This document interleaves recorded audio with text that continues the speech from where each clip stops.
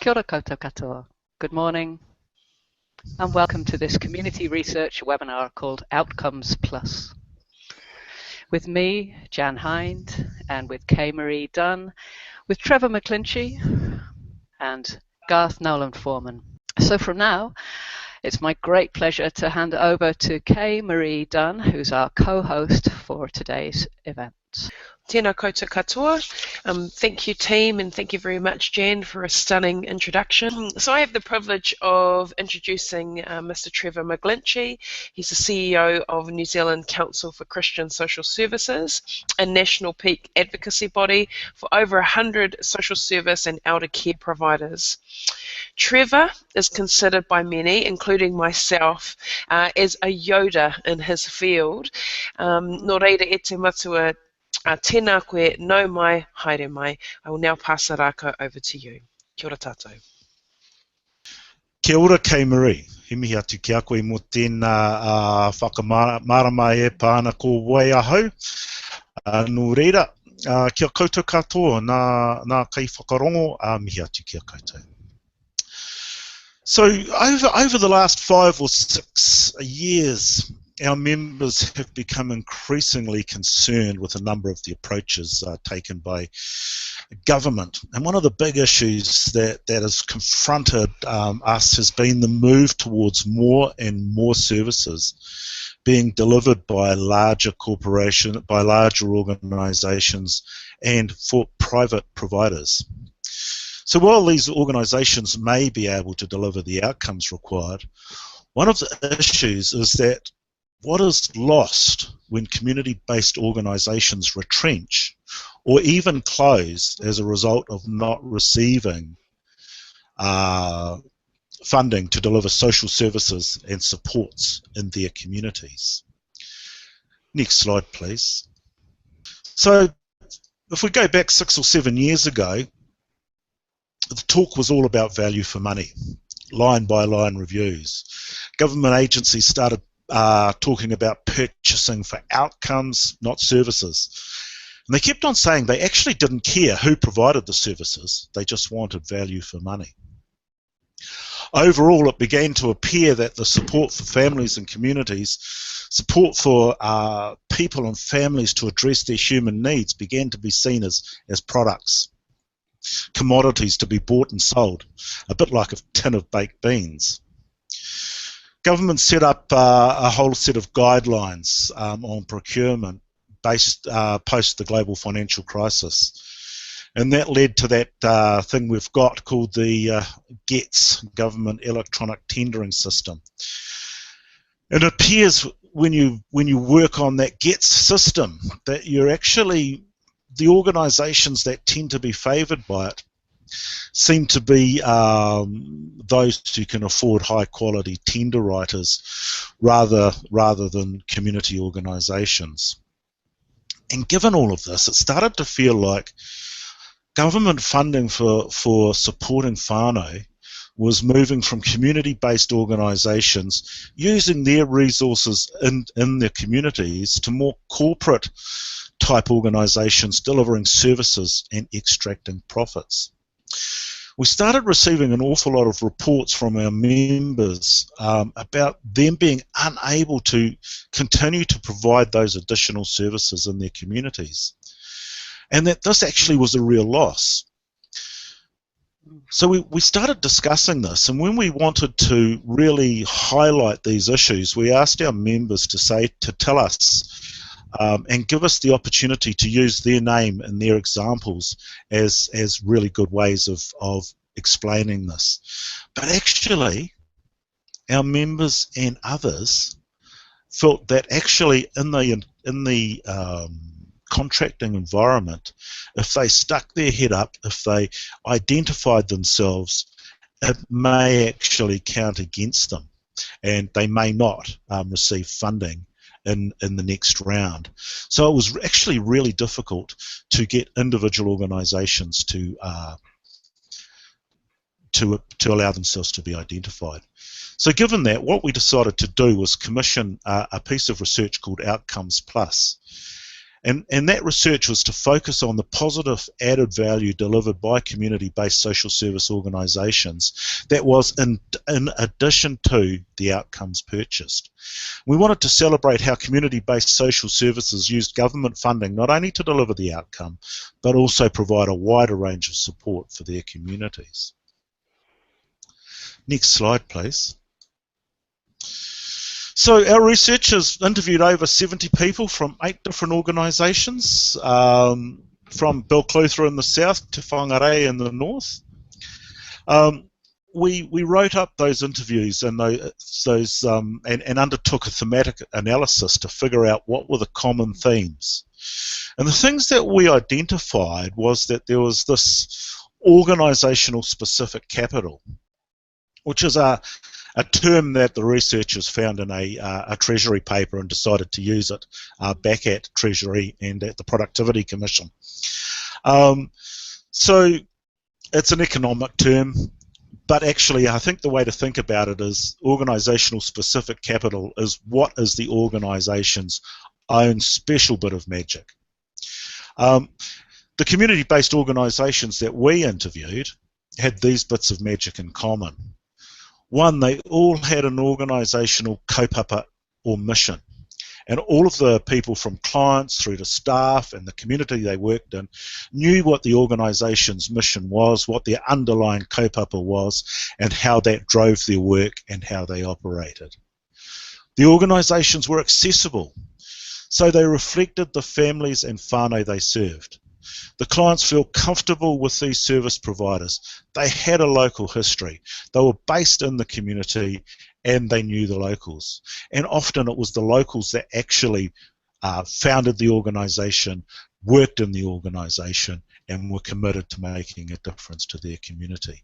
So that led then to that institutional and community knowledge, the organisation's knowledge of the local and national government processes, of their local community and their geographic area of operation. They also had really strong and existing networking and collaboration skills. So the organisation's existing relationships with local businesses, community, local and national government and other community and voluntary agencies all supported the work they did and how they worked in their communities. I think one of the important things that was discovered was how the organisational specific capital of local community-based organisations absolutely included how they treated time. So they worked flexibly to meet the needs of their clients, of their whānau. They weren't dictated by, we're only funded for 3 one-hour meetings with this whānau. They took the time that was needed to build the relationship and support the change. They were innovative. Often these organisations didn't have a lot of funding, but they actually stretched the funding beyond just the service or the outcome that was being contracted. And they were innovative in being able to support communities do the things that they wanted to do. So, and they did it because it needed to be done, not because there was a profit in it. Finally, all of these organisations demonstrated a high level of manaakitanga. They respected the mana of those that they worked with and were welcoming and supportive in multiple ways to whānau that came to them for support. All of this together actually constituted that organisational specific capital, and it played out to provide something that the researchers called community value. And this kind of community value concept was modelled on what they call in England social value. But rather than being a great big social-wide kind of concept, they actually saw this social value playing out at community level. And community value, I think, was described as having 3 main components. And the first one of those was about contributing to social cohesion and inclusion. So this is about clients and whānau feeling part of and belonging to the community. And a cohesive community is stronger through its members' sense of inclusion, and it's supportive of each other, families supporting families, whānau supporting whānau. It's about empowerment of communities. It's about community leadership being encouraged and communities setting their own agenda and developing their own outcomes, not being told what the outcomes are that they need. And finally, it's about community development and communities initiating their own projects, their own initiatives. And through community development, empowered communities taking responsibility for themselves and for each other. But what we found, so that I think that in a nutshell is the sort of heart of that piece of research. But really the next part of it was about, in the government procurement process, the electronic tendering system, all of those sorts of things, they don't even ask about any of this. All they want to know is, can you deliver the product, the commodity, that is the outcome, and how much will it cost? What we believe is if you really want value for money, you need to understand all you will get for your funding, not just the outcome, the commercial product. And in fact, that outcome may not even be sustained if the community around that whānau, that client, is not strong and supportive. So these areas are hard to gather data about. It's about community, not individual. But it's still important that this is taken into account when services are being purchased. So that's Trevor, a bit of a... Yeah, can sure. I ask you a question? Tell me a bit more. Why is it important? What difference does it make if government and others do take this into account? Well, what we've seen, I think, is as we become more focused just on the outcome and actually just buying a commodity, and more for-profits coming in, delivering that outcome, that commodity, at the end of 3 months or 6 months, they demonstrate the outcome has been achieved. They step out again. They're not providing additional support. They're not growing community. They're not developing those aspects of community cohesion, community empowerment, and community development, which is likely to sustain people's well-being far beyond the 3-month, 6-month contracted outcome point. It's not about community development. It's actually about extracting a profit from human need. So this extra value that your report documents is the kind of value which makes long-term sustainable development more likely. And as I hear you saying, also a sustainable community development, healthier communities in the background. It does. I mean, I think we've had reports of people who, through receiving government funding for delivering social services and achieving outcomes, then being able to do things like coordinate alongside people, provide their services and their premises to community groups to engage in projects around community empowerment and community development, to actually use their staff and staff time to facilitate and support the community achieve their personal outcomes. These are things that are important, they are valuable, and currently they're not measured.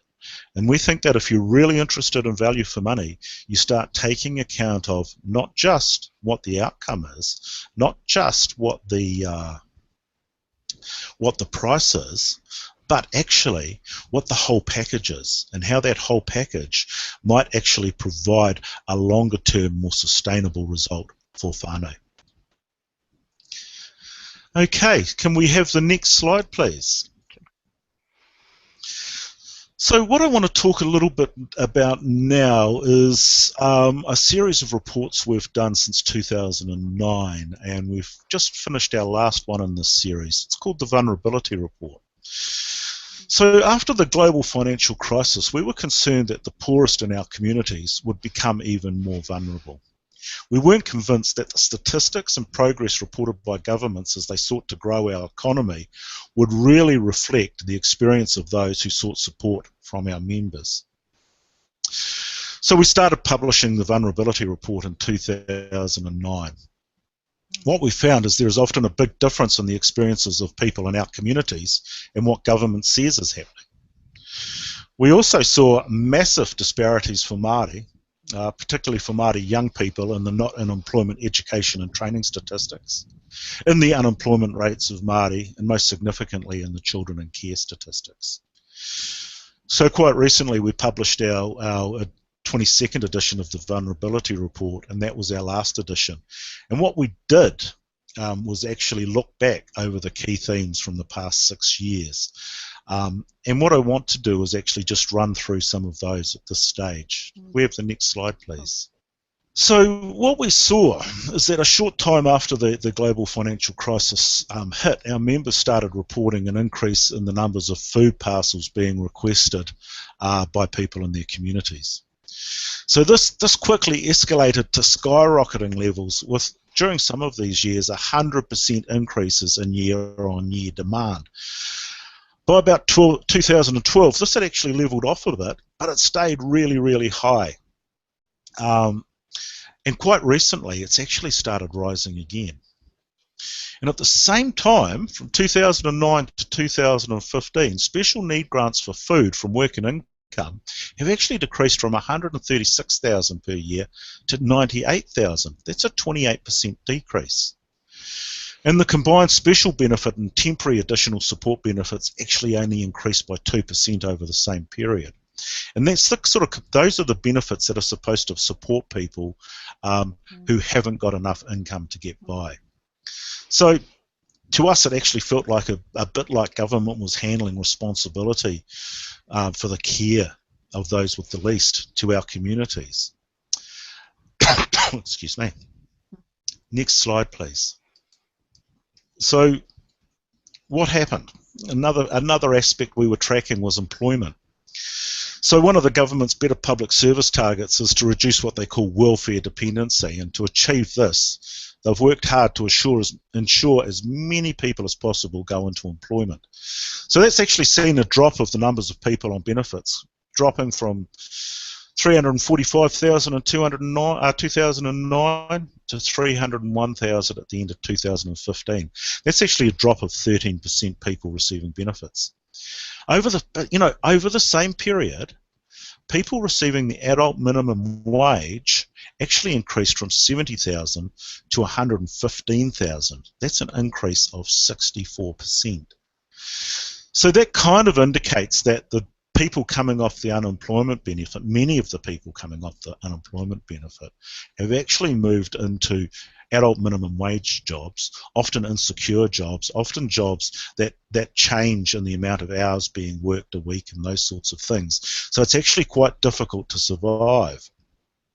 And that's reflected by the debt to government agencies, mostly to work and income. And that's increased rapidly from 25 million in 2009 to 63 million in 2015. And something else that we could talk about, and it isn't on this chart, but we actually could talk about it, is the increase in demand for social services and support from overstretched and overstressed whānau who are in employment. So members are reporting many more of their clients are the working poor, sometimes working multiple jobs, but are unable to bring in enough income and suffering from high debt, food insecurity, and high levels of family stress. So if we could have a look at the next slide. So immediately after the global financial crisis, there was actually a little period where demand for services didn't change that much. People were drawing on their reserves and continuing on. But pretty quickly, things began to change, with what was a trickle soon becoming a torrent of increased demand. Our members have told us of ever-increasing demand for all of their services. And at the same time, 7 years after the global financial crisis, 24 years after benefits were cut by 20% to what for many are below survivability levels, we also see a sharp and ongoing increase in the complexity of needs. What I mean by complexity is, once we may have had whānau clients coming in, they had a housing problem, they had a budgeting problem, they had a family counselling need, family violence problem. Now they come in with all of those. So it's not just a minimum amount, it's a major amount of highly complex families. So over all of that time, apart from the temporary increase for 3 years directly after the global financial crisis, that's that community response fund that came in around 2009, 2010, funding has actually remained frozen. So while we've had this complexity of need increase, demand for service increase, there's been no additional funding and no additional support. In fact, when we've asked government about this, they'll often say, look, we don't know what value we're getting for the $330 million we spent. And potentially it's actually not very good value anyway. And so then they haven't committed any more funding to this sector. And, given this increase, that's a real problem. And our reports are about financial stress in multiple ways across the sector. Can we have the next slide? Trevor, may I ask a question, Trevor? May I ask you a question? I'm imagining people listening to this and wanting to be able to go away back to their desks and speak to their communities and their managers with some confidence about the information that we've just heard. Could you tell me again, what's the data that informs this? How confidently can we stand over this? Because it's rather a depressing scenario. How can you assure us about the validity of this data? I think that, as you'll see as we move through the presentation, that there is the opportunity to go online and download the full report. Mm-hmm. So the report is based on government data, and we have gathered that over the 6 years of the project. We actually go back to Work and Income, who we get a lot of this data off, and say, can you please check that we've got the figures right? So we have checked back with Work and Income.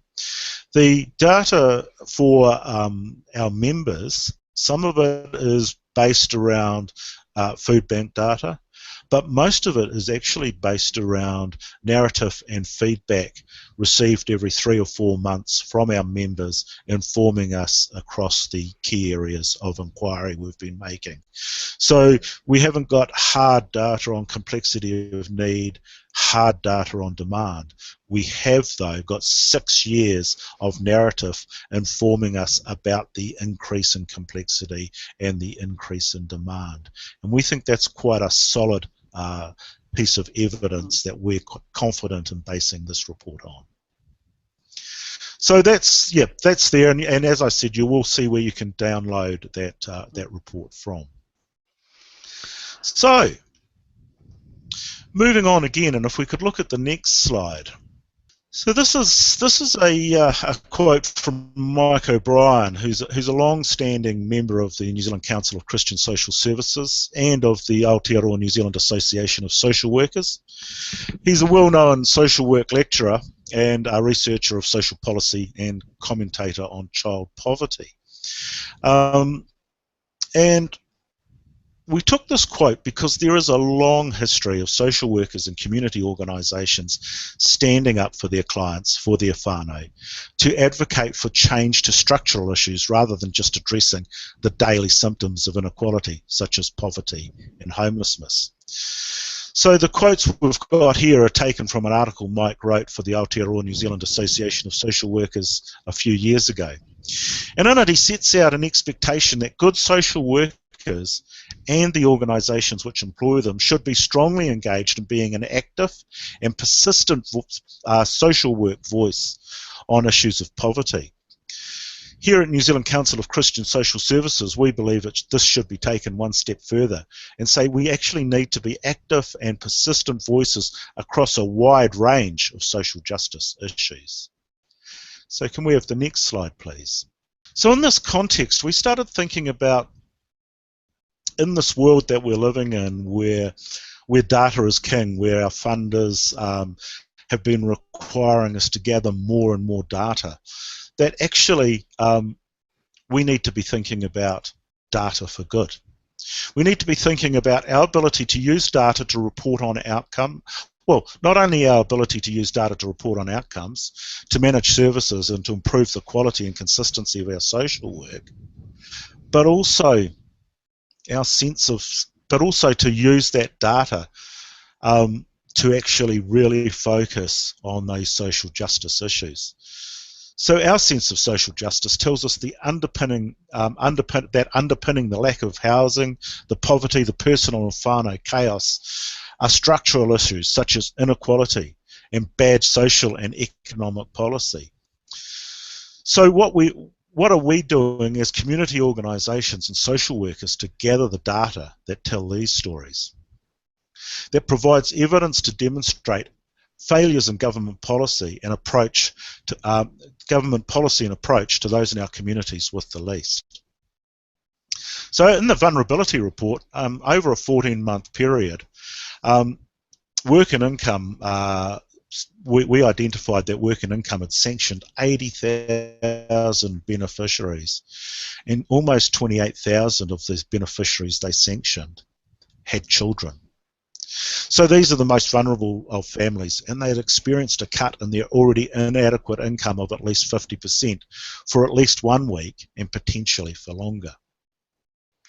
What happened when these families couldn't pay their rent, couldn't pay their power bills, couldn't buy food? Did they lose their house? Did their children stop going to school? Did their homes become colder and damper, and how was their health? Actually, we don't know. The data sets our members collected didn't include whether a family had been sanctioned. We couldn't analyse the impacts of a sanction on the family health and well-being. But actually, what a powerful story we would have had to tell if we'd actually gathered that data in a systematic and thoughtful way. Of the next slide, please. So we've been thinking about that. So we know that data is critical, and we know that the social investment process needs data to feed it. The outcome measures, which are so important for funding, needs to be demonstrated through a data-driven focus. Without the numbers, we're taken far less seriously. So NZCCSS has a strategic relationship with Te Kauhi Whai o Te Motu. This is an umbrella organisation for Māori social service providers that are funded by Child, Youth and Family. Together, we've decided to ask some of our members to provide information which will help develop and strengthen our ability to tell the story from our perspectives, through our eyes and from our experience.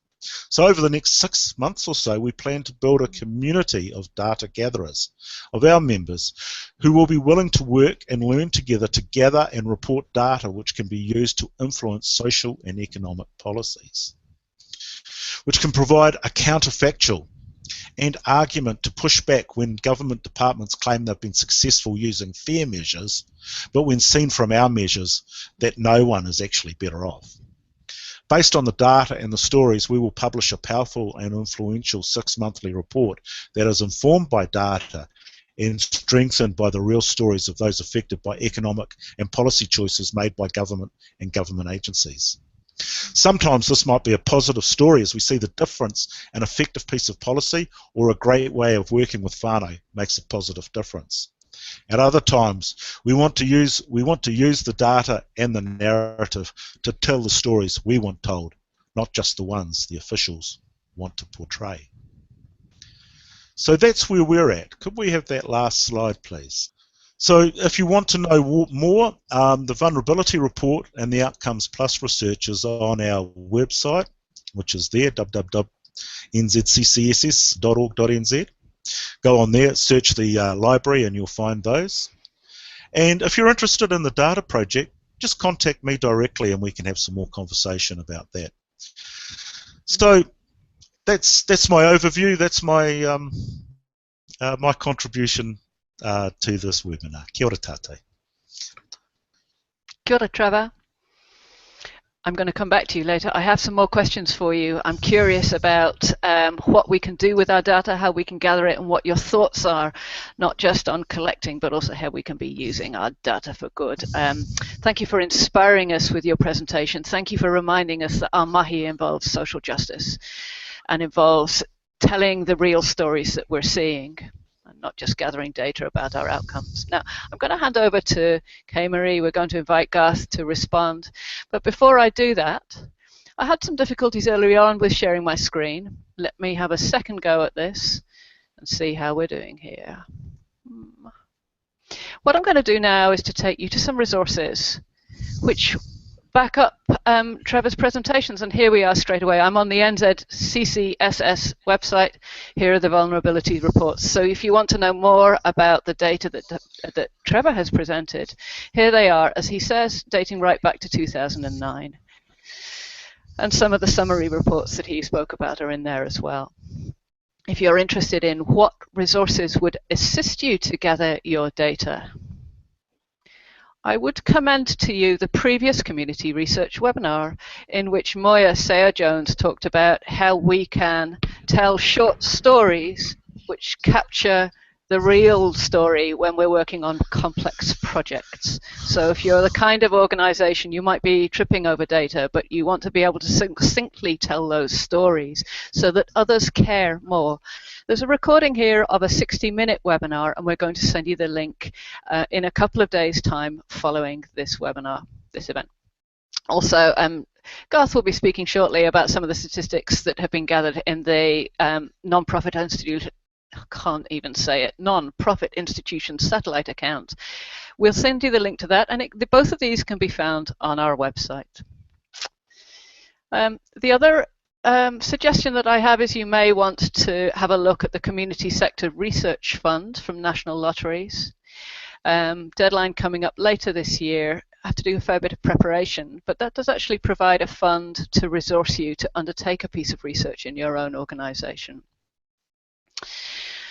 So that just remains for me now to hand over to Kay Marie Dunn.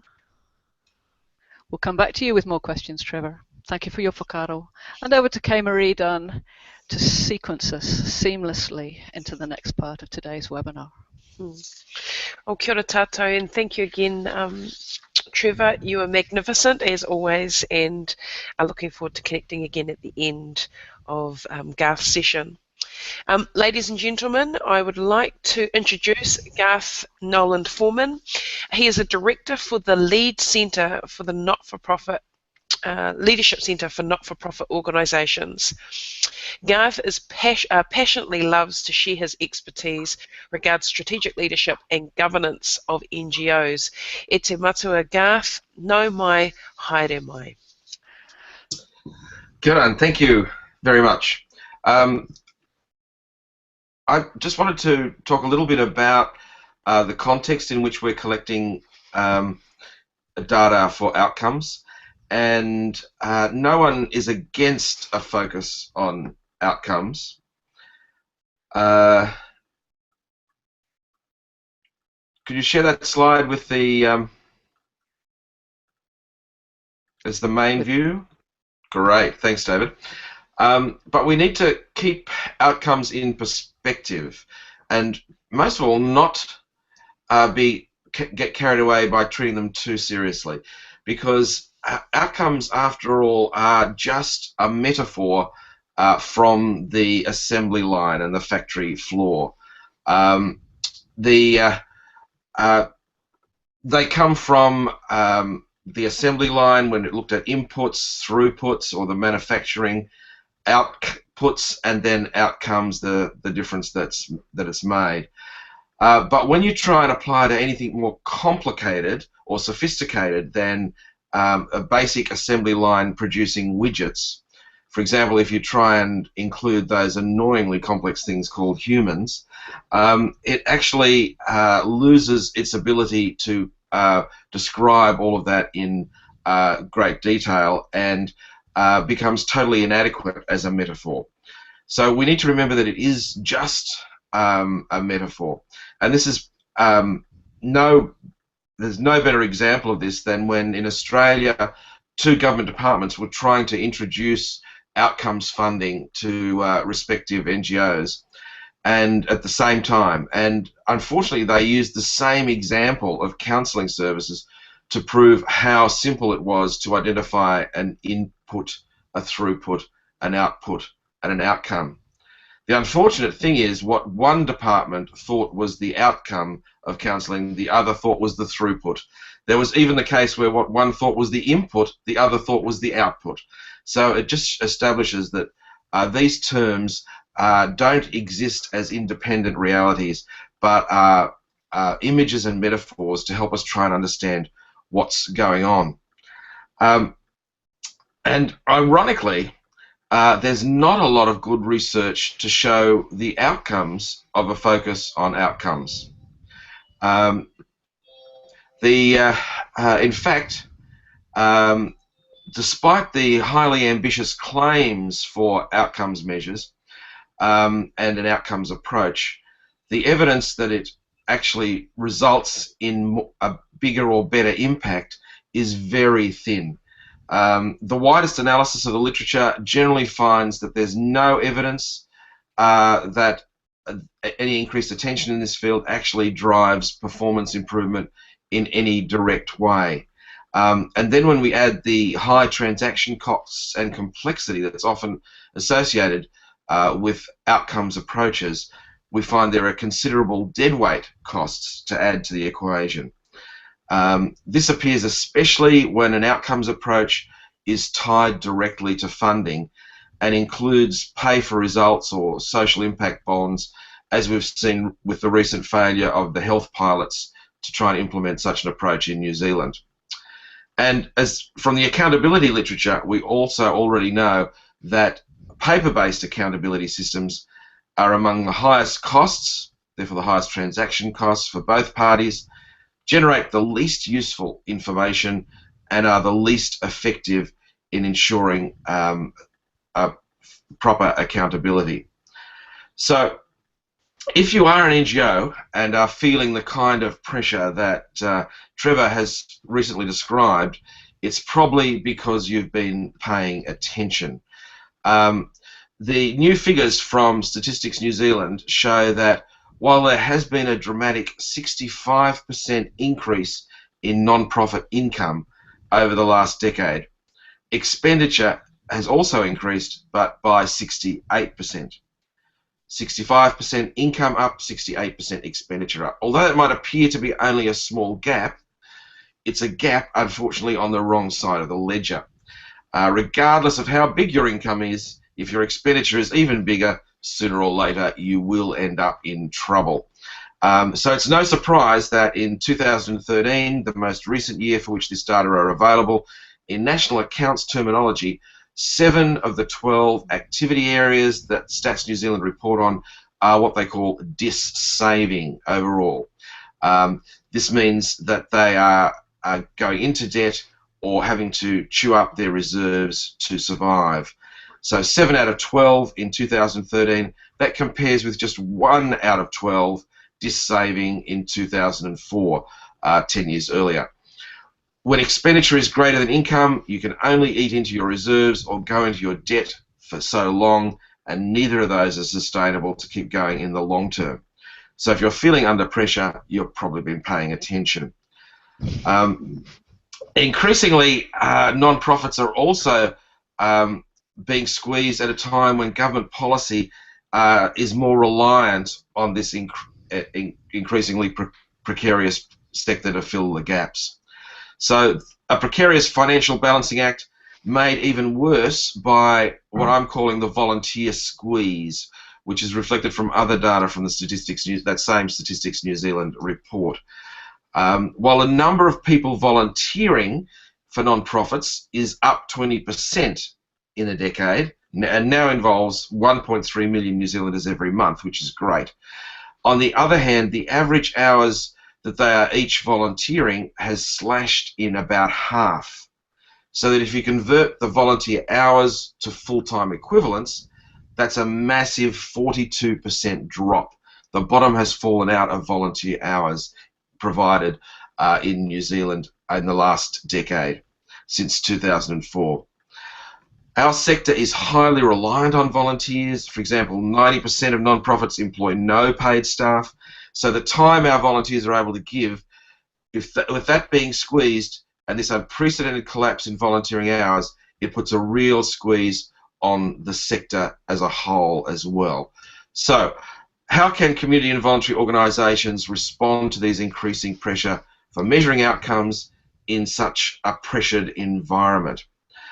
Complex concepts like responsiveness, innovation, capacity building, community development, promoting inclusion, strengthening social capital, collaboration, being there for people, building community leadership, empowering communities, enhancing cooperation and trust, reflecting, learning, advocacy, prevention, have all been identified in different studies as being crowded out by efforts to ensure that outcome measures are simple, doable, and addable, or in other words, uniform.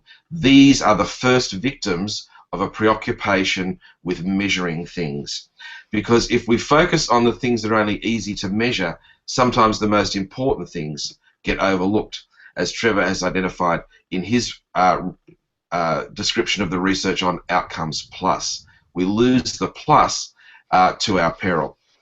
And ironically, these are the very features that the literature and in the past most government policy has identified that makes community and voluntary organisations distinctive, why they would want to work with us.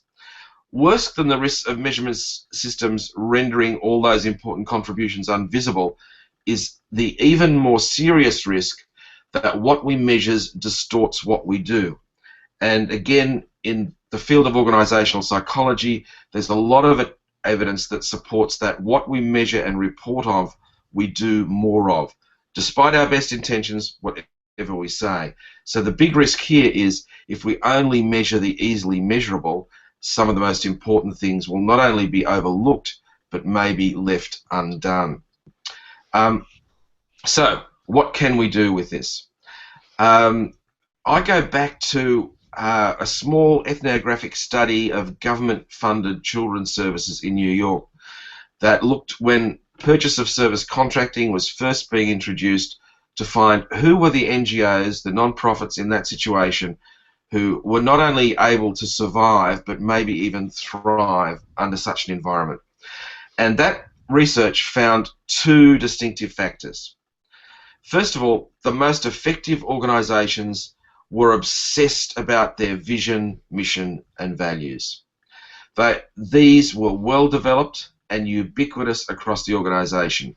They were on posters on the wall, on the letterheads, on the board business papers, but even more than that, they were regularly and actively used by the organisation. The organisation was worked around its vision, mission and values. So they were used as criteria for staff or volunteer selection to deal with ethical dilemmas, to set priorities, to make choices and to make tough decisions.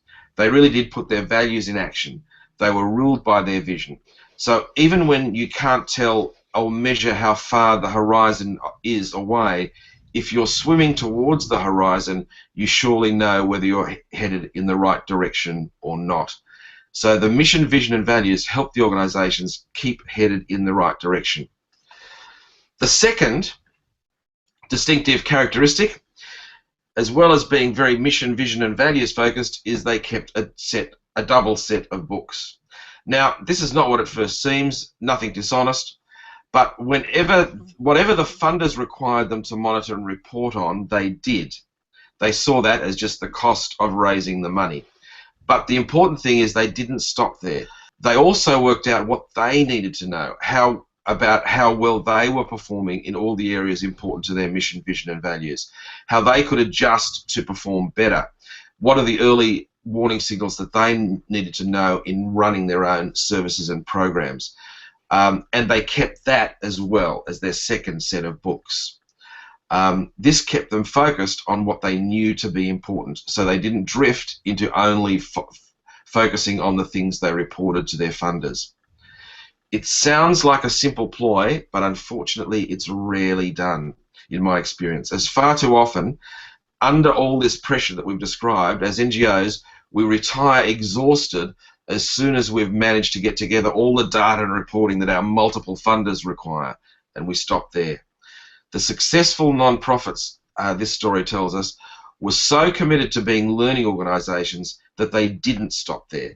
They also monitored the other key indicators to ensure themselves they were on track and to be able to look for opportunities for continuous improvement. They were so committed to working for social change for good that they also monitored the outcomes of government policies on the ground of the people they worked with, their families and communities. And maybe it was because they had discovered their essential essence of what they had to offer, their value added, their real outcomes plus. They were not content to stop at just the point of securing their own financial survival, but wanted to be the best that they could be to really make a difference and have an impact in their communities. Thank you. Well, kia ora, Garth. Hey, we have just a few minutes for questions from our audience. I'd just like to thank you for yet another quality presentation and for some really insightful content. I have one question for you. I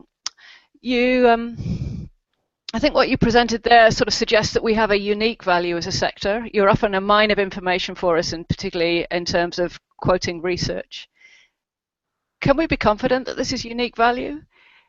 Is there anything to tell us? I mean, Garth, Trevor presented sort of a scenario that was in relation to the for-profit organisations that are, in some cases, are winning contracts from under our noses.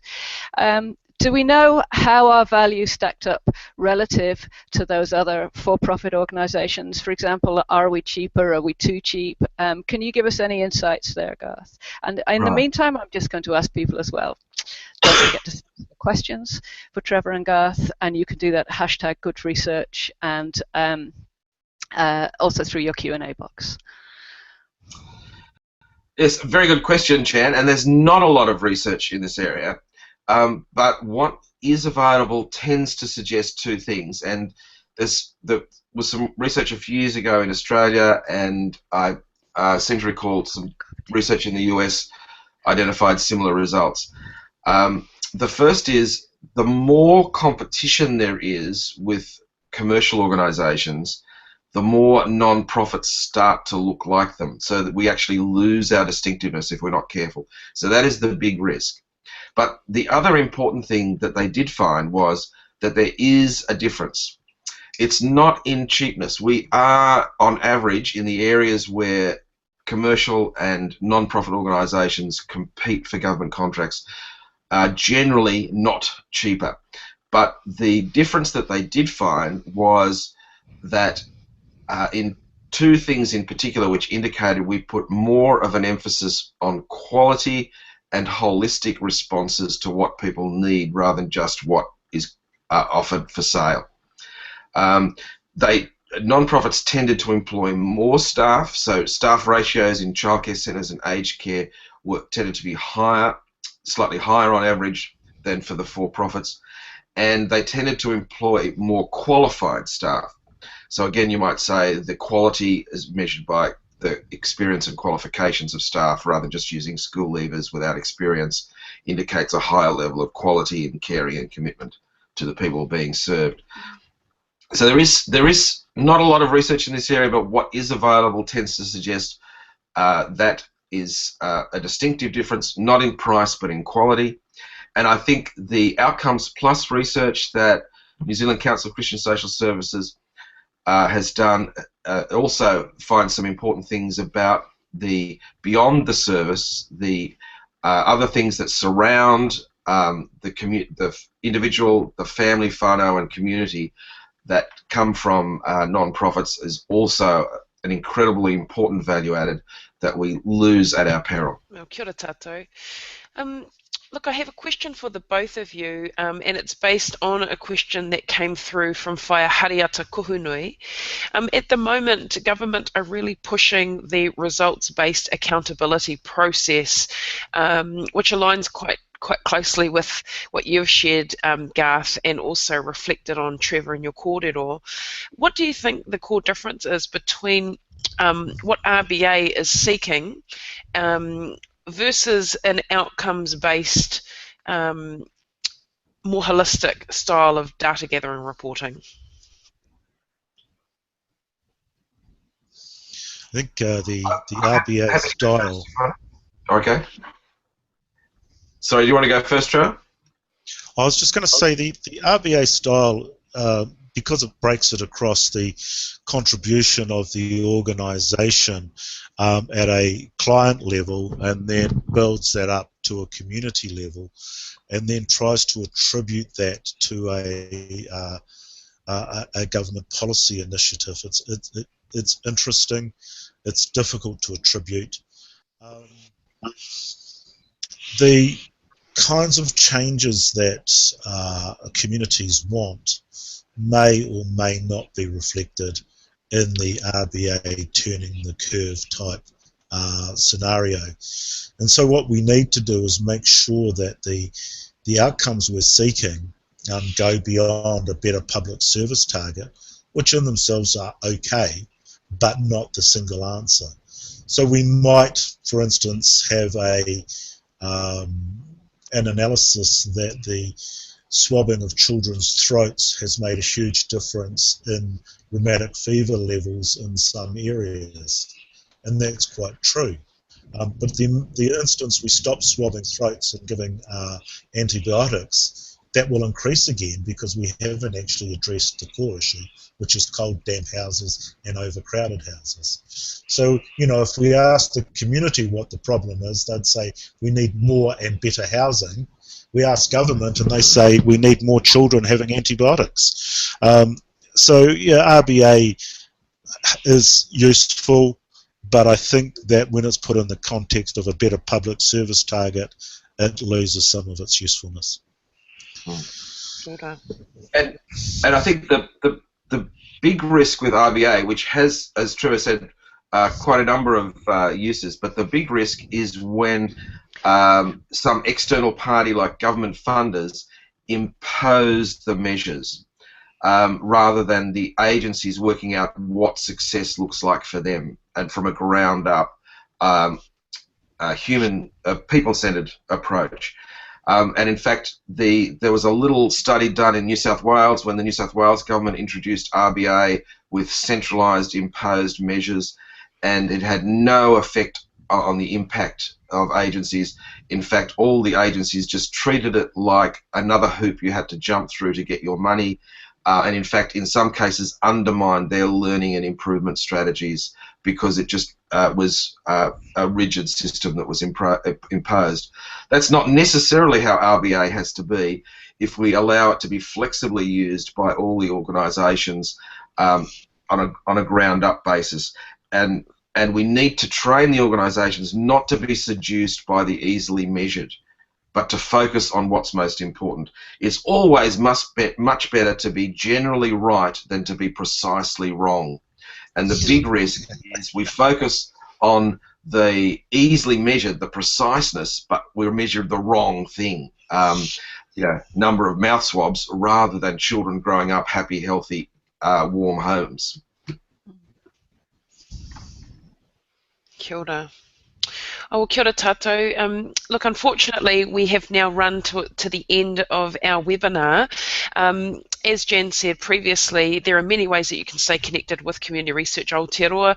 We have our Facebook, we have our website, and we have our email. So if you have other questions that you'd like to pose, please feel free to use those platforms to connect with us.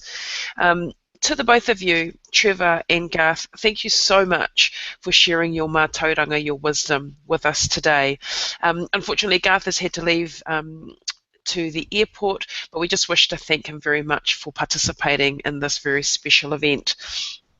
Just briefly, Trevor, you know, bringing the realness to our mahi, our work, and in particular those that have to survive on the memory of the smell of an oily rag.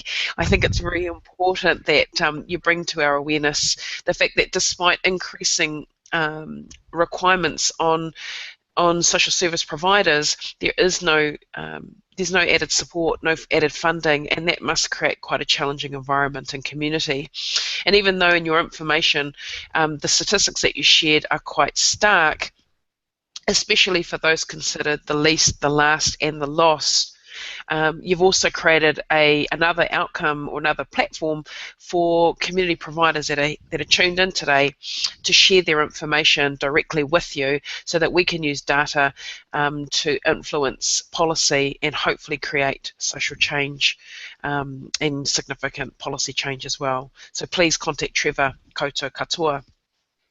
And finally, with Garth, as you were speaking, I just imagined this factory line of inputs and outputs, and the unfortunate reality that the outcomes-based approach is very much based on an industrialized view of simplicity of human existence, but yet human beings are so complex, and social requirements are also very complex, and therefore the way that we measure may not be adequate as well. So those of you that are dedicated to your mission, that are also looking at the quadruple bottom line of what a real outcome is from a holistic perspective, I think that's magical and the most powerful. So kia ora to you both, and I'll hand the rākau back to Jan. Thank you. Kia ora, Kay Marie. I think you've closed for us in every way we could wish for, but I just want to let people know there's been a rush of enthusiasm about Garth's research, and we will try the research that Garth referred to at the end there. We're trying to locate that piece of research. We'll follow up with you if we can find it, and do feel free to get in touch with you. And also don't forget to get in touch with Trevor as well if you're interested to be involved with big data, and we'll send you the details to that. Thank you everybody for participating. Thank you, Trevor. Thank you, Garth. Yeah. Thank you to Kay Marie.